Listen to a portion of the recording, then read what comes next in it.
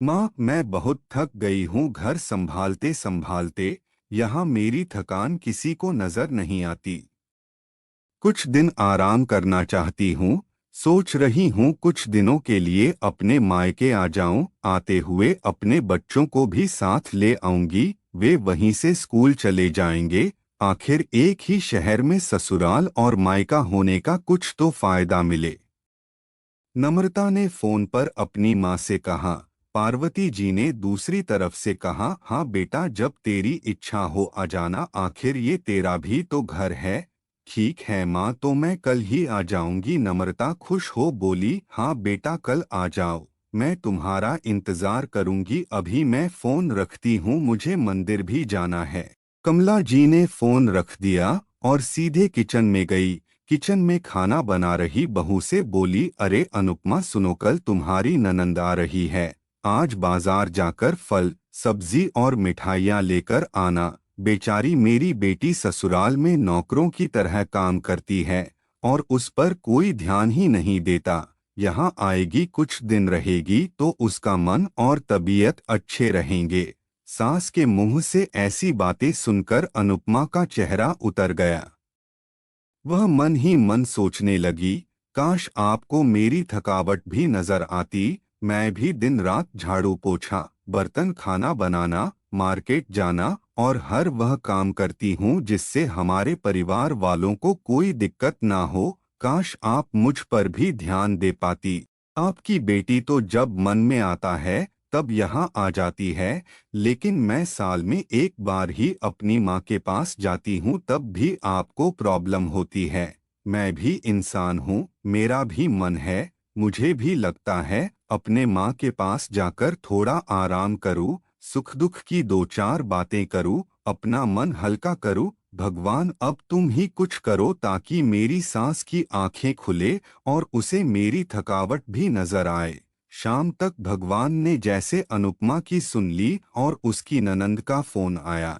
ननंद ने अपनी माँ से कहा कि उसकी सास ने उसे मायके आने के लिए मना कर दिया है, इसलिए इस बार वो नहीं आ सकती। पार्वती जी बोली, ऐसे कैसे मना कर दिया?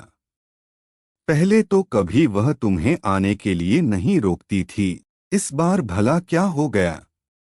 लाओ मेरी बात कराओ उसने, मैं समझती हूँ। नम्रता ने फोन अपनी सास के पास दिया।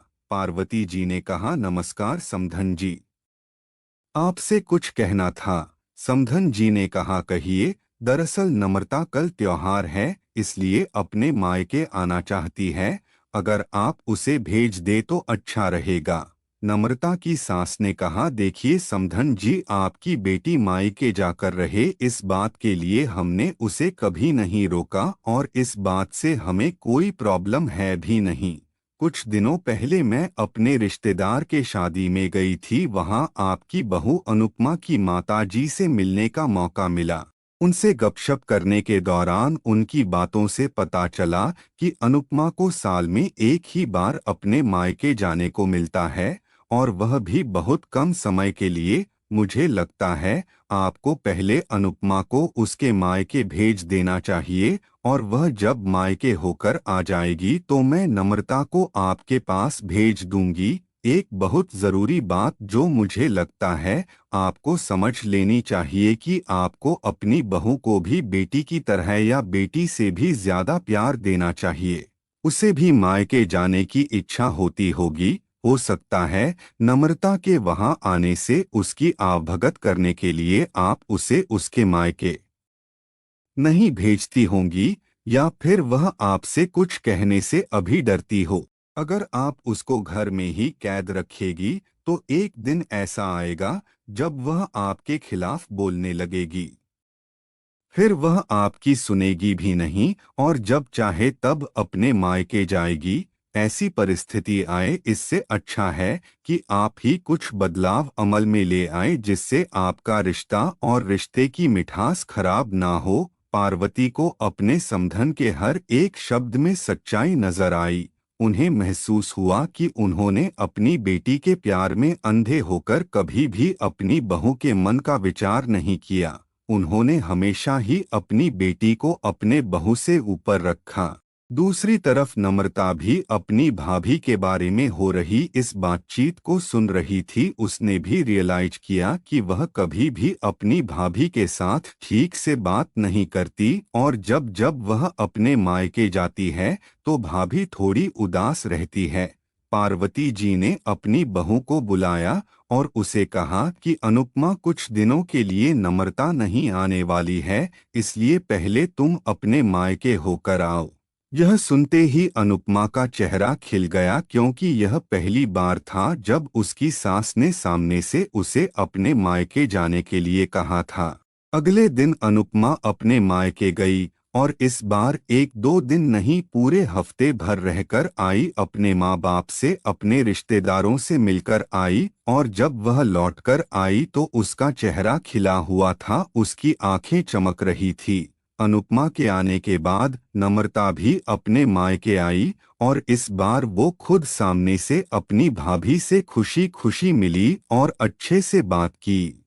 नम्रता ने अपनी माँ से बात करके उन्हें भी अच्छे से समझने में मदद की कि वह कहीं ना कहीं अनुपमा के साथ गलत व्यवहार कर रहे थे। दूसरी तरफ अनुपमा अपने ससुराल वालों के बदले रवैया से बहुत खुश थी। अब वह खुशी खुशी सबका ध्यान रखती और हर काम प्यार से करती। वह ध्यान रखती कि कोई भी ऐसी बात या काम ना करें जिससे घर में तनाव का माहौल पैदा। पार्वती जी अपनी बहू को खुद ही समय समय पर मायके भेज दिया करती।